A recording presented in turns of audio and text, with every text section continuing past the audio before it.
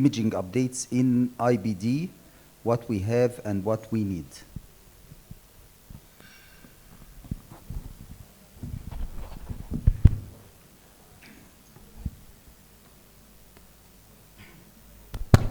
First of all, it's a pleasure part of the sessions. I will try to be as brief as possible. It's a big talk, and I will be as I can.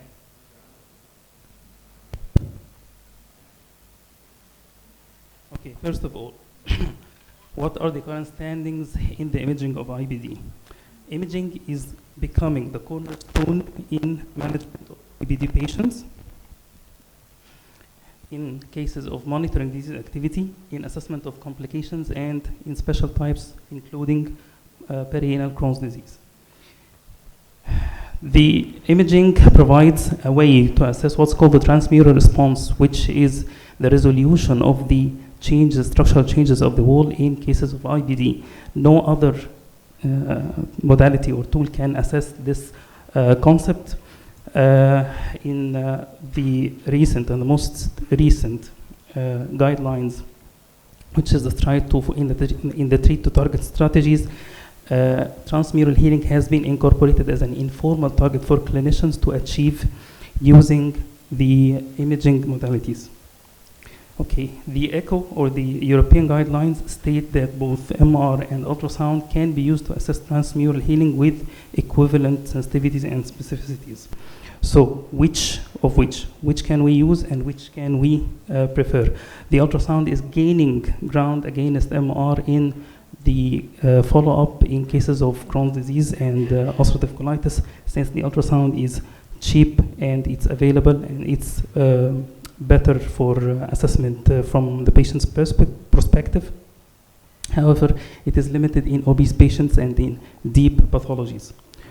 Okay, so what are the predictors of disease presence in IBD? The first is the bowel wall thickening above 3 millimeters, presence of mural edema, which is assessed by loss of stratification and transmural sign on ultrasound, and presence of T2 high signal on MR, presence of mural ulcerations and mural penetrations, mural vascularity assessment by Limburg scoring in ultrasound and by assessment of mural enhancement on MR, and the extramural changes including perimural fluid, presence of perimural fat changes, and finally presence of lymph nodes. So, assessing the transmural response. What is transmural response? Transmural response has to be formally defined as a target before trying to achieve it. Second, technical consistency and guidelines involving the technical prospects have to be formulated before achieving such parameters for transmural healing assessment. So, by ultrasound, in 2022, the International Bowel Ultrasound Group, in association with the European Crohn's and Colitis Organization, published an expert consensus and recommendations for using transabdominal ultrasound for monitoring response to treatment. The guidelines include formal definitions for transmural response and remission, and recommending the timings and for following up the treatment. First, the technical considerations recommended by such guidelines include first using both a deep and superficial probes, first to scan, survey, then to identify the specific pathologies. Also, they recommended using the same probes, the same setting for the instrument, and using equivalent experience of operator. Okay, so when reporting the parameters, what are the parameters we use and how we report them? The parameters we use include the disease length as recommended, the disease length, the bowel thickness, and the worst segment affected, as well as application of activity indices, ultrasound-based activity indices. First, regarding the bowel wall length affection, considering the colon, we have to mention which segment, ascending, transverse, descending, and sigmoid colon. But for ileum, we have to mention the total length of the affected segment, including the skipped segment, as well as its length, its distance from the ileocecal junction. On reporting bowel wall thickening, they recommended taking at least 2 measures in the transverse and 2 measured in the longitudinal plane, and calculating the measures on millimeter basis using 1 decimal for accuracy and taking the mean value for the thickness. Then, defining the worst segment. What is the worst segment? The worst segment is the most affected by bowel wall thickening. If equivalent thickening is present, then we resort for the Doppler signal. If equivalent Doppler signal, we refer for the bowel wall stratification loss, and finally, the inflammatory fat changes if all parameters are equivalent. Okay, activity indices. There are a lot of activity indices that have been developed for assessing the disease activity in case of Crohn's disease. However, no one of them has been firmly validated, externally validated, and recommended by guidelines. As for the MRI, magnetic resonance interrography, there are guidelines, American guidelines and European guidelines have been published for considering the technical procedures and the way of reporting in cases of magnetic resonance interrography, where both publications include recommendations optimizing the technique, using structured reportings, and defining specific radiological terms for specific findings, as well as specific points to be commented upon on the reports. Considering the American guidelines have stated specific terms to be reported in case of Crohn's disease, including wall thickening, which is wall thickening beyond 3 millimeters, classified as mild or moderate or severe. The thickening is measured at the worst affected segment. Second is the presence of the mural edema, intramural edema, which is appreciated on the T2 fat set images. Presence of ulcerations, and ulcerations have to be limited to the wall and not extending beyond it, or else they are called penetrations, not just ulcerations. Presence of segmental mural hyperenhancement, which can be further divided into asymmetric hyperenhancement or stratified enhancement. And finally, presence of perienteric edema, which is also noted on the fat set T2 images. As for the European guidelines mention multiple parameters that has to be specifically commented upon on the radiological report, which are summarized in this table. Okay.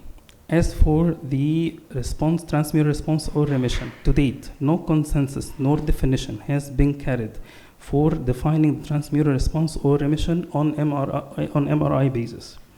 However, multiple studies have been trying to set definitions for such concepts using MRE-based indices. However, the indices are inconsistent, and no formal consensus have been taken considering such definition. Okay, on monitoring complications, the first point was monitoring the disease activity. The second is monitoring complications. Considering complications, the major complications in Crohn's disease including presence of penetrations and fistulae, development of abscess and inflammatory masses, development of stricture and bowel obstruction. For ulcerative colitis, the major complication is presence of toxic megacolon. Okay, the European guidelines state that both intestinal ultrasound and MRE have equivalent sensitivity and specificity in detection of complications, with preferring the ultrasound over MR for its availability. The CT is absolutely recommended against, since there is ionizing radiation and you cannot follow up these complications. Okay, how to report the complications? According to the guidelines, the European guidelines, reporting stricture has to include the number of the strictures, the location of the stricture, presence of upstream dilatation, assessment of bowel wall thickening, and presence of associated inflammatory changes. Regarding the fistulae has to be reported and differentiated against sinus, the pattern of the fistulae, which is either simple or complex, the origin and connections of the fistulae, and the relation to presence of abscesses or strictures. Considering toxic megacolon, the main modality used is plain X-ray. CT with IV contrast can also be used to confirm such a diagnosis if required. Finally, in reporting abscess, it has to be mentioned if there is an associated perforation, the dimensions and the volume of the abscess has to be stated, the location in relation to bowel, and the location is in relation to other organs, and finally feasibility for drainage. Regarding perianal Crohn's disease, the standard of imaging is the pelvic MRI, which is the perianal protocol, also recommended by the guidelines. Transperineal ultrasound and transrectal ultrasound are other modalities that can be used if MR cannot be performed. At baseline, fistula has to be reported as follows. The type of the fistula using Park's classification preferably, the number, presence of simple or complex fistulae, the branching and extent of the branches, presence of abscesses, and the sphincter integrity. On assessing the fistula has to be stated whether if it is active or inactive according to its signal on the T2 fat set images. Inactive, low signal, and active, high signal. Finally, if there is associated infection along the tract, it has also to be reported. Okay, the second part, what we need. What are the future directions in monitoring the IBD using imaging? There are several unmet needs by the clinicians and surgeons, including providing better predictors of inflammatory activity, presence of a quantitative assessment of activity and scoring systems, differentiating inflammatory from fibrotic strictures, and finally, scoring system for perianal Crohn's disease for follow-up. Addressing the presence of the lack of specific ways to assess inflammatory activity. The ultrasound, we can use other techniques including contrast-enhanced ultrasound, and on MRI, further development of diffusion-weighted based imaging techniques including IVIM and combined IVIM and dynamic contrast-enhanced imagings, and development of new contrast agents. For ultrasound contrast agents are microbubbles that can be injected intravenously. After injection, we place a region of interest and calculate time intensity curves that can allow us for assessment of the inflammatory changes present on the wall. The parameters include peak intensity, mean transit time, area under curve, and wash-in rate.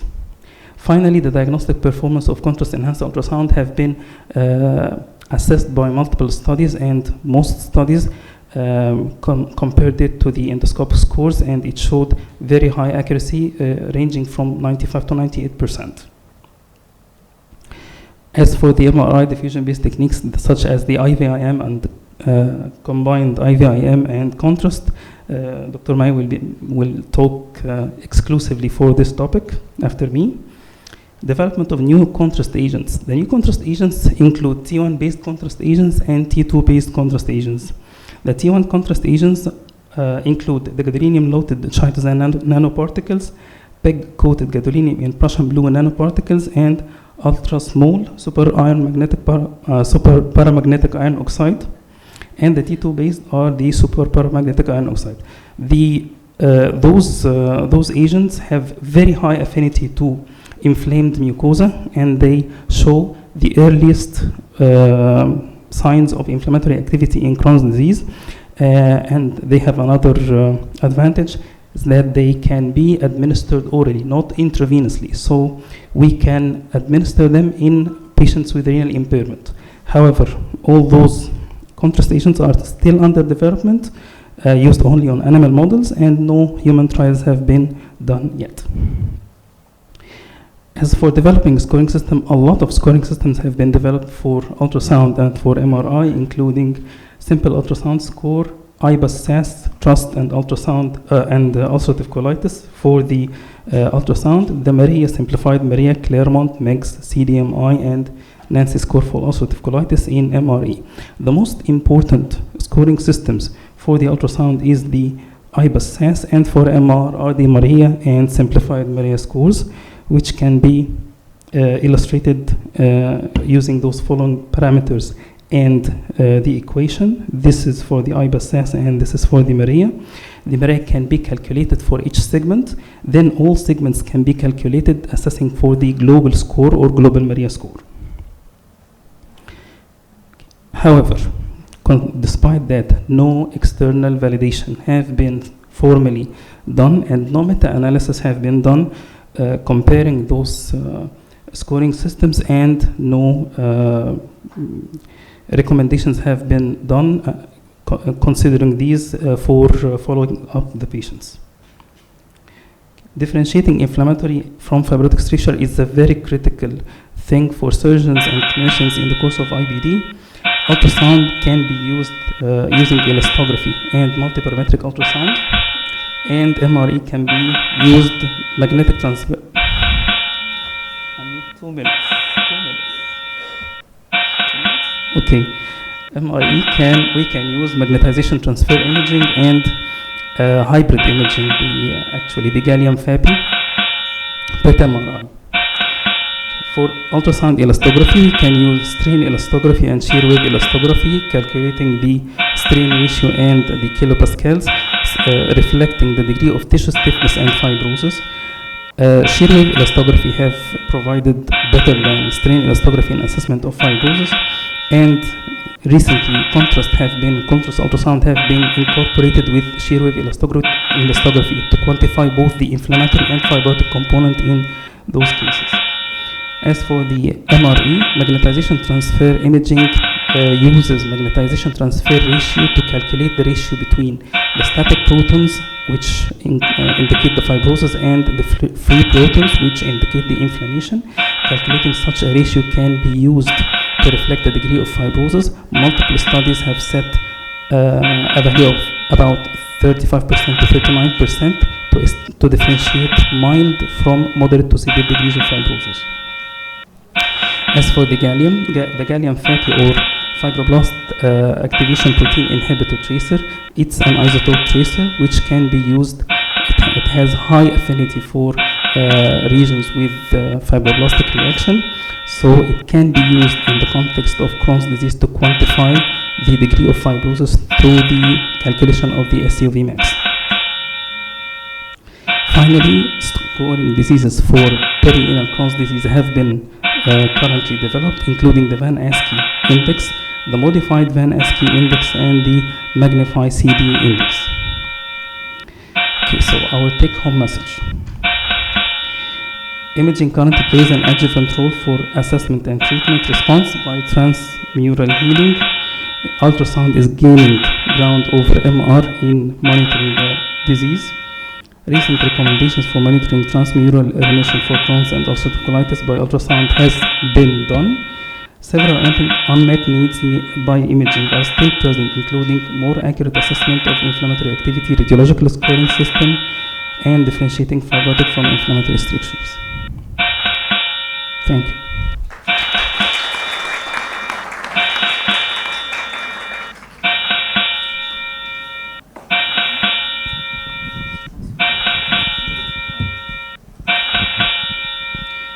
Thank you, Dr. Essam, for your